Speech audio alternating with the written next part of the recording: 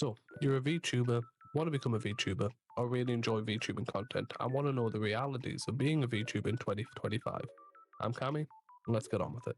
Being a VTuber in 2025 can seem like an incredibly daunting thing, considering how accessible VTubing is in current day with the technology and pre-made models you can get, and a lot of people who start off with PNG models.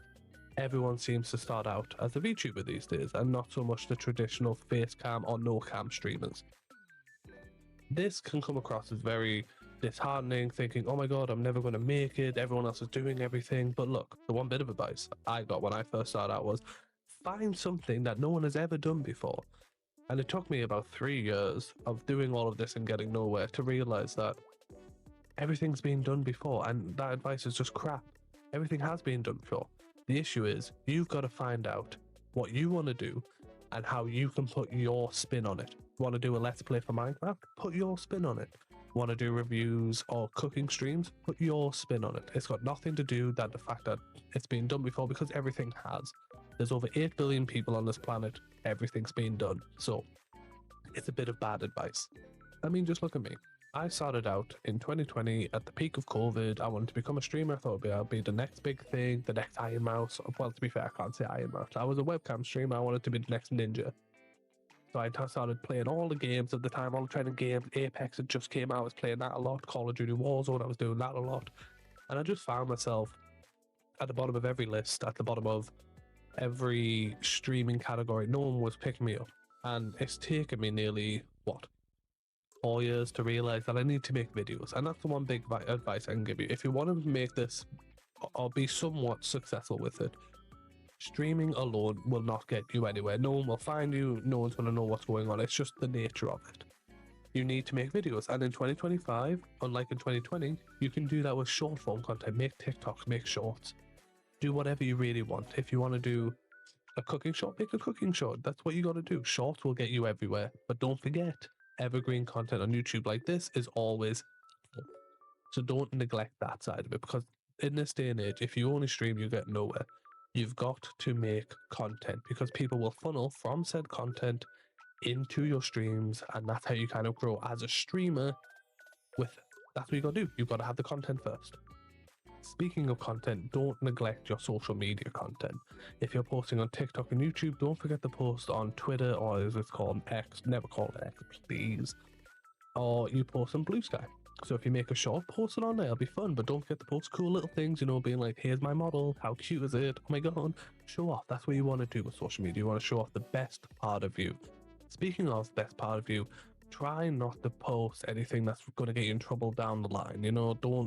Don't do stuff shady behind people's backs in DMs and all this type of stuff, because that's a paper trail and they will dredge it up. I mean, look at the whole Cinder drama with the artist dragging up all the crap they were saying about their friends, and now they've basically been ostracized and kicked out of the community. You've just got to be careful with what you do. So my advice for that is, if you want to say it in public, don't say it online, because there will be some element of it found years later, and it'll come back to haunt you.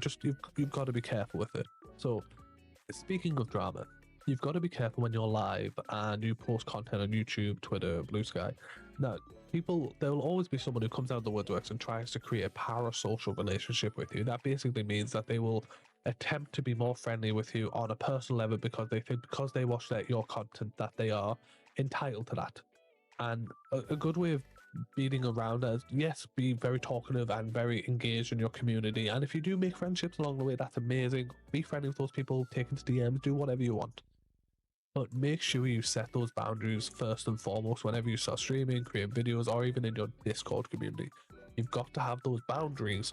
Otherwise, people will start to vent their day-to-day hardships. And I know it is nice to get it out there. It's a problem shared, it's a problem half. But you're there to make people happy, or sad, or laugh, or scream in terror. Whatever type of content you're trying to create, that's your intent. But you aren't there to be someone's psychiatrist. I mean, speaking of keeping yourself safe, one of the best bots I can't recommend enough is Seribot. It's a bot that someone created that essentially will, one, ban all of the follow me here, pay for viewer bots. Straight away, you type in ban all of these dudes and it'll ban like 1,000 accounts for you. And it'll also, if you click join, it'll ban any account that pops in and tries to sell you anything automatically. So if you're just starting out as a streamer or new to content creation, it's incredibly useful because then you don't have to have a moderator there to kind of save you from those crappy bots and getting you down. You know, it does it automatically and out of the way so that you can kind of stream safely. That's it, the best way. Also, if you're an affiliate, it also tells you your community when there's ads, and it tells you how long the ads are, and it tells you when they're back. And it's a good way just to kind of engage me, like, hey guys, there's an ad here. If you want to subscribe, blah blah blah, please do. And then if they don't want to, or they don't have money to, because it is that time, unfortunately, that way you're in, that it also tells them when they're back. Finally, the best bit of advice I can give you, and to any content creator, and you're going to have heard this 1,000 times, and honestly, it's networking. And yes, some of the people you meet and create content with in this VTubing space will become friends. But a lot of the time it will be transactional. You know, you join their stream, they join your stream, you create the content, and there you go. That's it. You have a kind of acquaintance thing. You might not ever talk to them again. You might talk to them all the time and create friends. It doesn't always happen. So don't get disheartened that if you collaborate with a different streamer that you like, or a person that you thought you might like, and it doesn't go anywhere. Don't be disheartened, because a lot of the time people are in it for a transactional reason and they want to grow as much as you do. And sometimes you do make friends. So you got to network, create that community, foster the type of community that you want. Post on Twitter, post on Blue Sky. That's what you've got to do, because people will start joining you, people will start liking your posts more, because they'll see it and be like, oh my god, he's posted again, yay, oh my god, they're live again, I've got to pop in and say hi.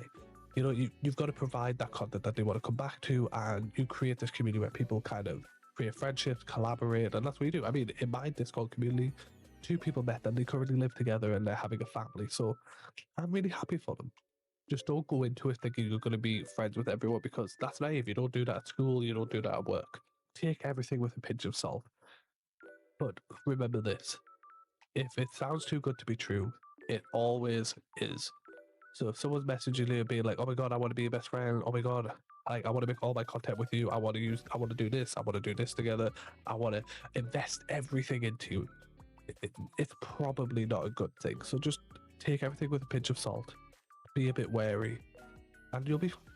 That's all you gotta do. But yeah, I've been Cammy. Thank you for watching the video. I hope you've kind of gained something from it. And if you've enjoyed, please like and subscribe, and put a comment below if you want to ask me any questions, and I'll always get back to you. Thank you very much, and I hope you have a nice day. Peace.